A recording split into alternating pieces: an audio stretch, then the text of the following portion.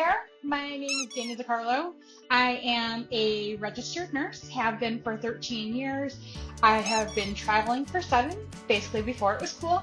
I am in Champaign-Urbana, Illinois currently, working on the orthopedics department. My next contract, I will be working in OB, and I generally travel with my little girl, my dog, Delta Blue.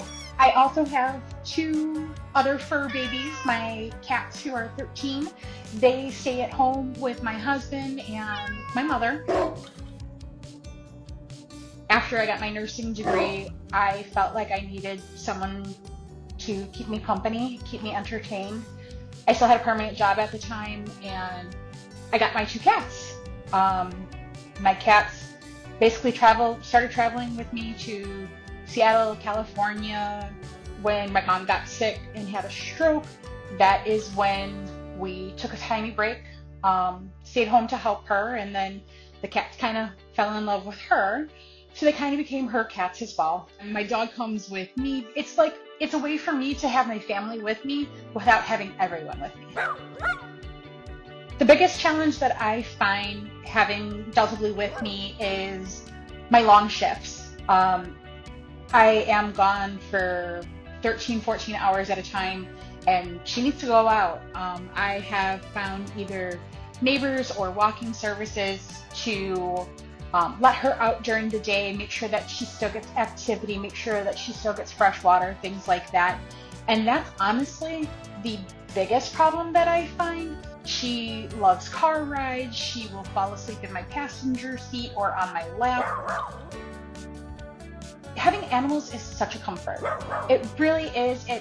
Especially because we work so hard at work. We give it our all. We try to take care of everyone, and we don't get a lot back at work. Yes, it's rewarding, but we don't get that emotional component. And having an animal to come home to just love you is such a reward. If I know that there's a vet appointment coming up, either they'll stay at home for a short time, then my husband will bring the animal to me after the vet appointment. With my cat Rascal, I had been in Arizona for 3 months, came home for a week, brought him with me to St. Louis, and then I just noticed, I'm petting him after not seeing him for 3 months, and I could suddenly feel his spine as I was petting him. He had lost weight, and I'm like, something's not right. You just get that inherent feeling.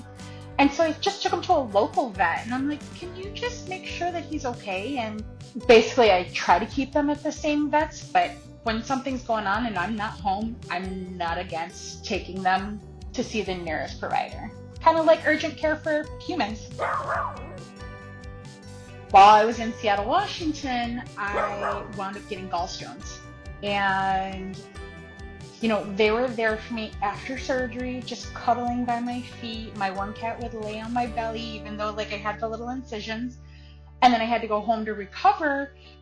So I had someone meet me at the airplane gate. And I remember the stewardess saying how fat my cat Gordo was.